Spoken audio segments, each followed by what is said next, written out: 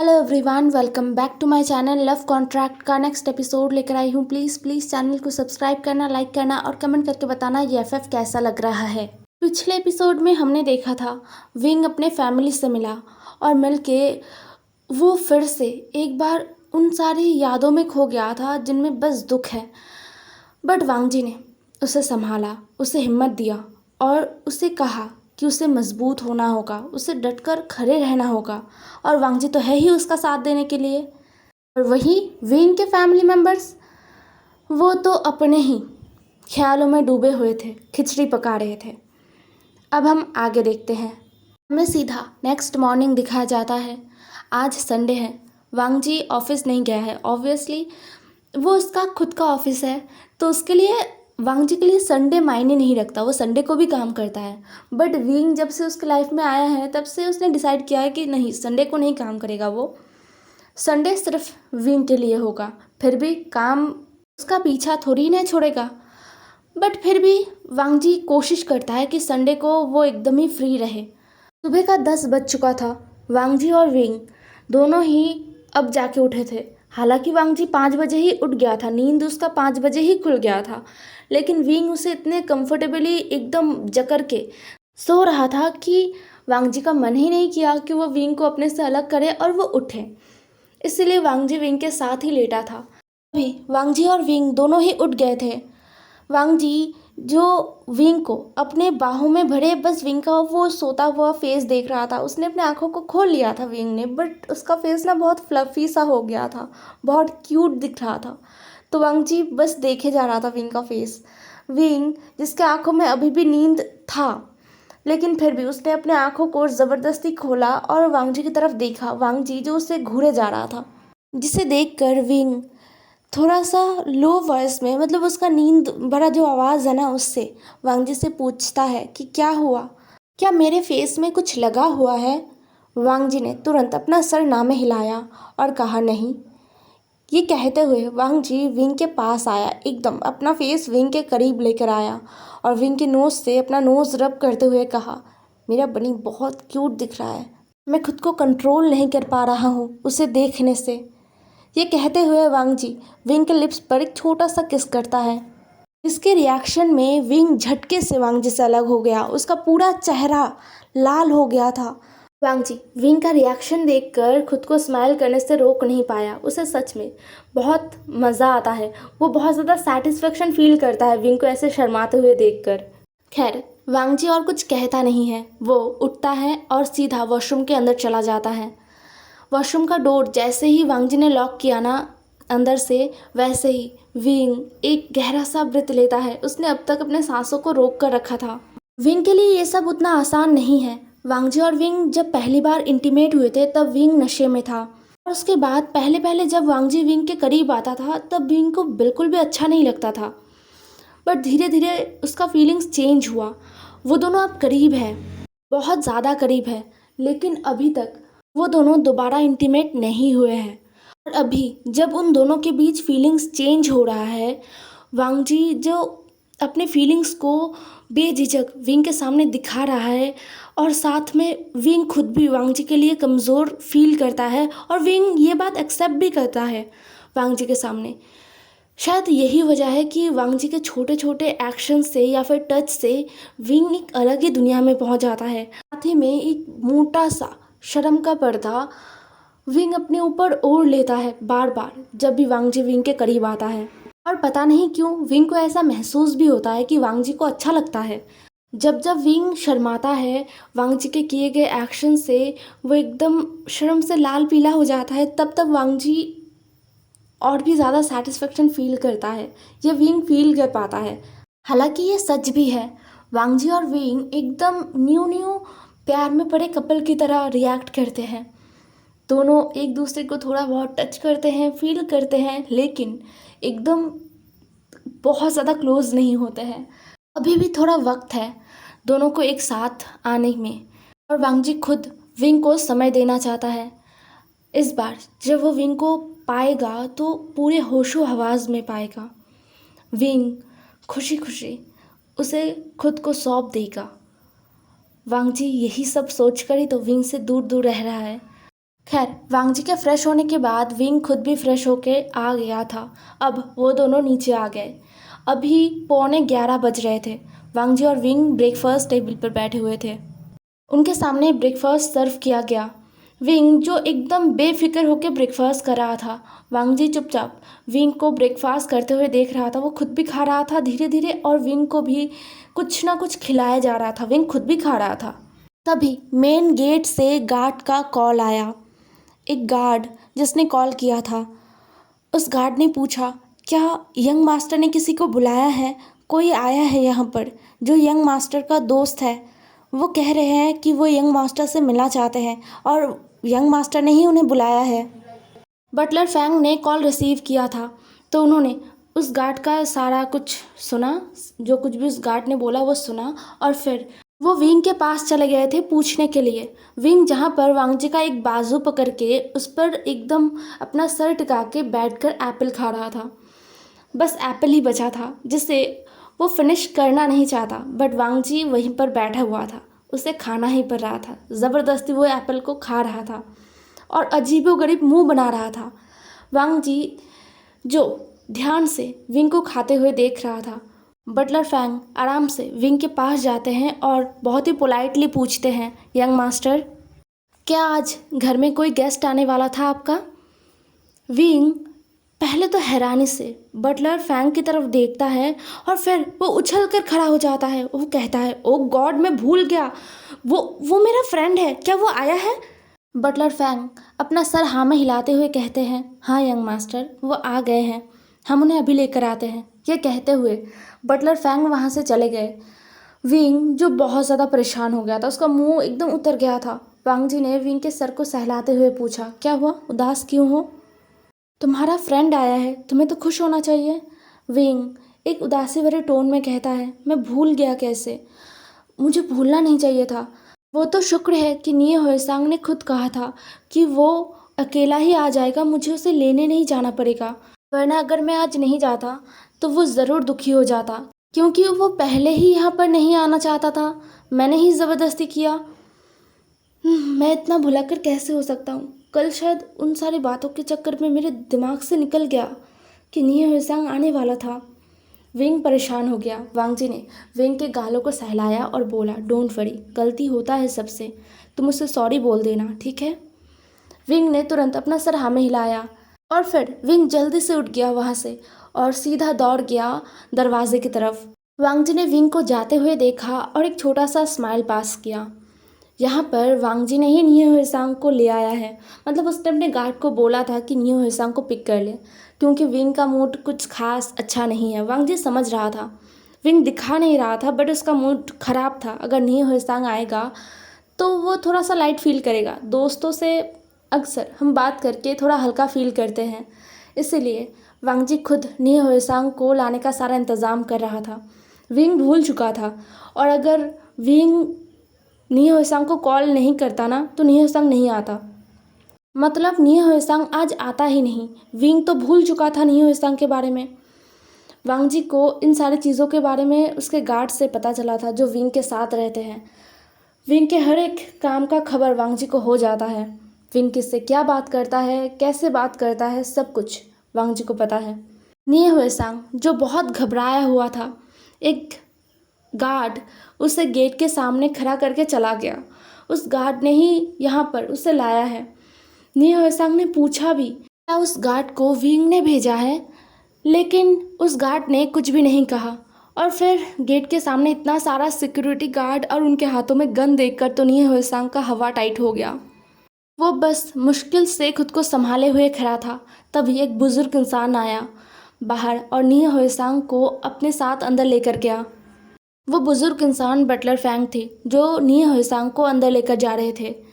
उनका चेहरा एकदम भावहीन था। वो बहुत ही जेंटली निये होएसांग को अंदर लेकर जा रहे थे। निये होएसांग आसपास देख रहा था। आसपास बहुत सारे गार्ड थे जो निये होएसांग को देख रहे थे। निये होएसांग ने घर को देखा, एक आलीशान विला। ये कोई विला नहीं है, एक राजमहल है, जिसे देखकर निये होएसांग विंग के लिए बहुत ज़्यादा खुश है।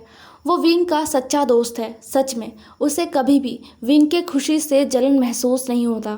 उसने देखा है विंग के दर्द को। शायद इसीलिए विंग को खुश देखकर नी हुएसांग के दिल में एक अलग सा ही खुशी का लहर उठता है। अभी भी नी हुएसांग बहुत खुश है। कुछ और देर चलते ही नी हुएसांग ने देखा विंग को। विंग जो बहुत एक्साइटिंगली नी हुएसांग की तरफ अपने हाथों को वेव कर रहा था। नी हुएसांग ने भी अपने हाथों को वेव किया और विंग दौड़ के आया। नी हुएसांग को उसने एकदम गले से लगा लिया और उसने तुरंत कहा, आई एम सॉरी नी हुएसांग, क्या तुम्हें ज़्यादा इंतज़ार करना पड़ा? I am really sorry. Ni Huesang ने स्माइल किया और विंग के गालों को खींचा और बोला, बिल्कुल नहीं, मुझे बिल्कुल इंतज़ार नहीं करना पड़ा। फिर विंग ने बच्चों की तरह एक्साइटेड होते हुए हुएसांग का हाथ पकड़ लिया। चलो घर के अंदर चलो, वांग जी घर पर है, तुम उससे मिल लेना।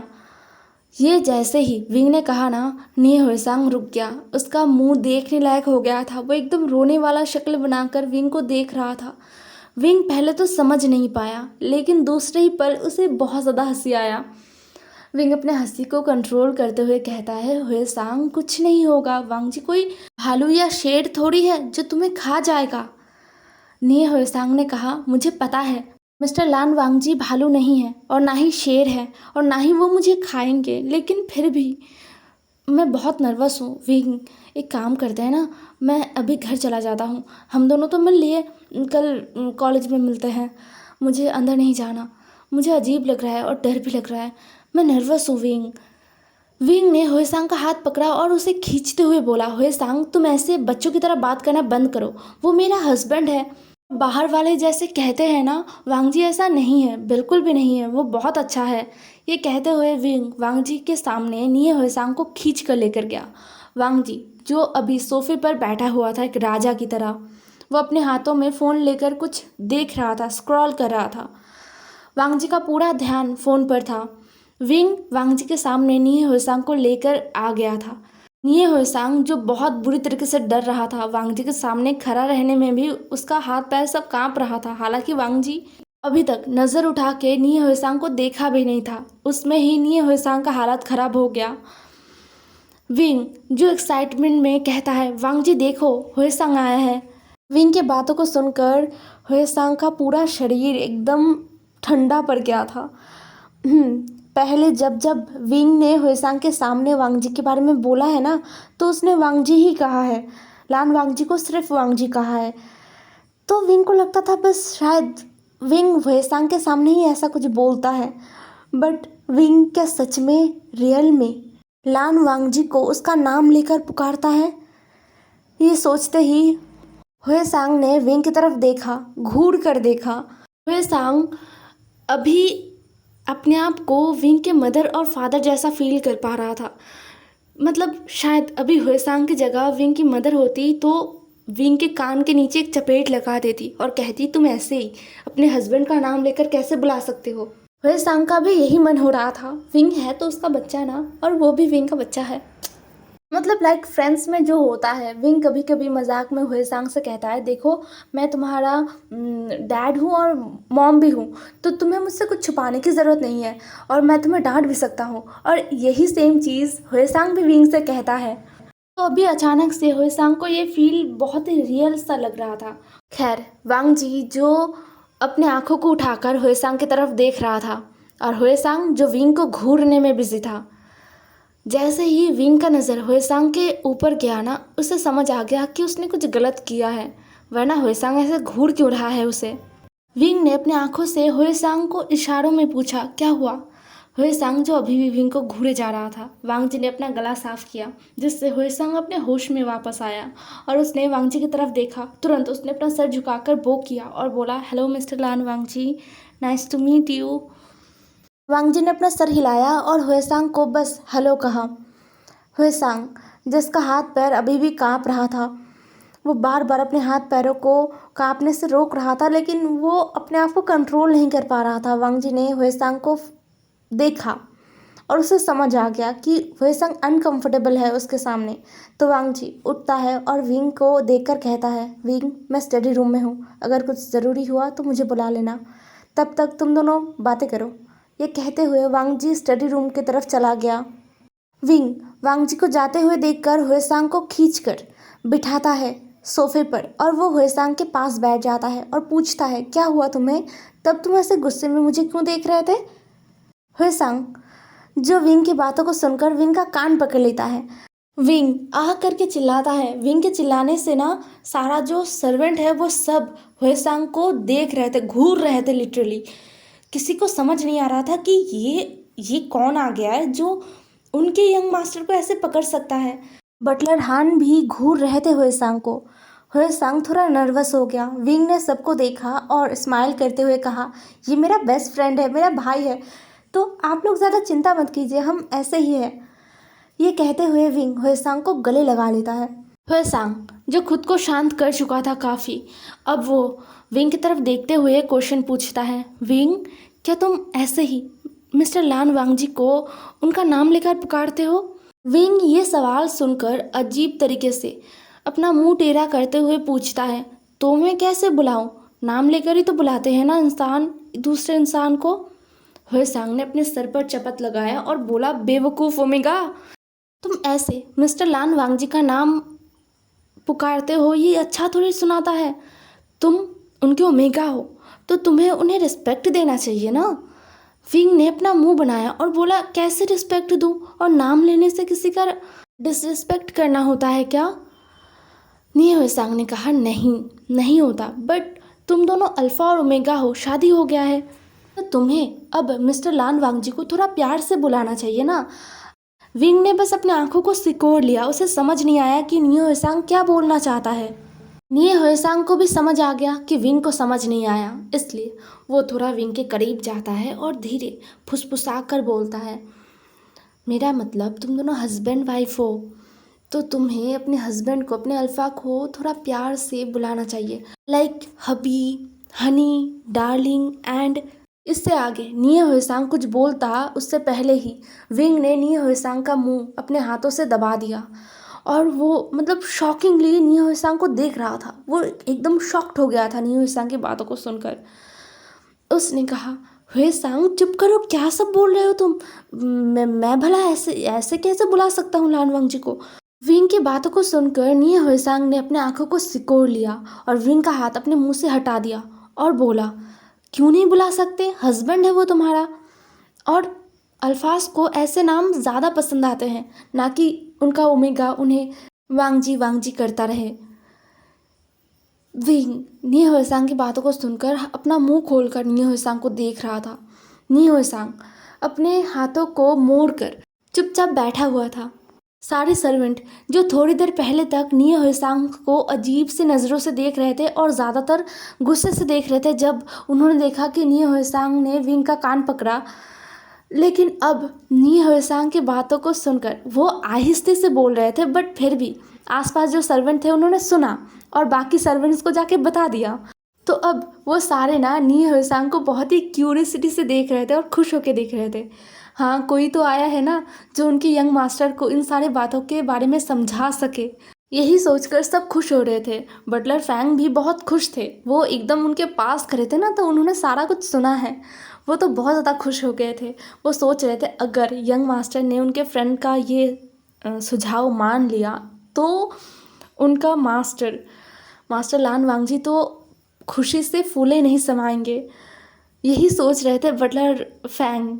इसके बाद दोनों दोस्त मिलकर ढेर सारा बातें करते हैं और फिर विंग नी हुएसांग को लेकर घर घुमाता है। उसने खुद भी घर को अच्छे से घूमकर नहीं देखा था, लेकिन आज नी हुएसांग के साथ उसने अच्छे से घर को देखा। घर बहुत बड़ा है और बहुत सुंदर है। गार्डन में विंग पहले भी गया है, तो वो सबसे ज़्यादा एक्साइटेड था गार्डन को लेकर।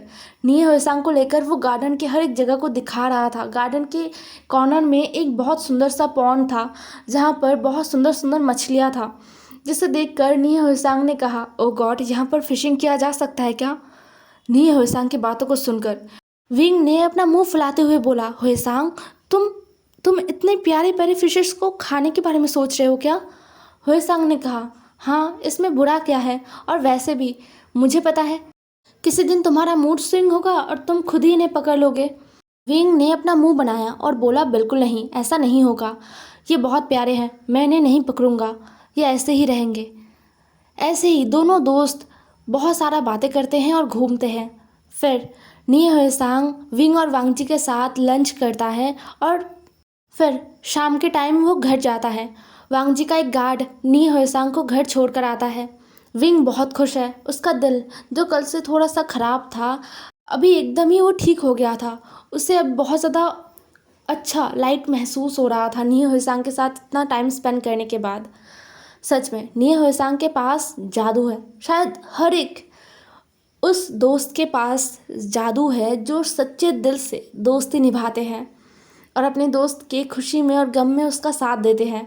नी होएसांग के जाने के बाद विंग सीधा अपने कमरे में आ गया था और वो फ्रेश होने के लिए जा ही रहा था। तभी वांग जी विंग को पीछे से पकड़ लेता है। विंग पहले हैरान हो जाता है, लेकिन उसके बाद वो चुपचाप खड़ा रहता है। वांग जी जो विंग को एकदम पीछे से हक कर लेता है और विंग के कान में धीरे से पूछता है, तो तुमने क्या सोचा? विंग ने पूछा, किस बारे में? वांग जी ने अपना नाक विंग के गले में रब करते हुए बोला, वही जो तुम्हारे फ्रेंड ने तुम्हें समझाया है। तुमने क्या सोचा? तुम मुझे किस नाम से बुलाने वाले हो? हबी या डार्लिंग या फिर? विंग वांग जी की बातों को सुनकर हैरान हो गया। उसे समझ नहीं आया कि वांग जी को कैसे पता चला। वो हैरानी से वांग जी को देख रहा था और उसका पूरा चेहरा लाल हो गया था। उसने वांग जी से खुद को छुड़ाते हुए कहा, बिल्कुल नहीं, वांग जी ठीक है। ये कहते हुए विंग जाने लग गया था, बट फिर से वांग जी ने विंग को रोक दिया और शुरू हो गया उन दोनों का नोक झोंक, जिसे वो दोनों ही दिल से एंजॉय करते हैं। हे एवरीवन, आज का एपिसोड यहीं पर ख़त्म होता है। नेक्स्ट एपिसोड में देखते हैं क्या होता है। बाय बाय, कल मिलेंगे।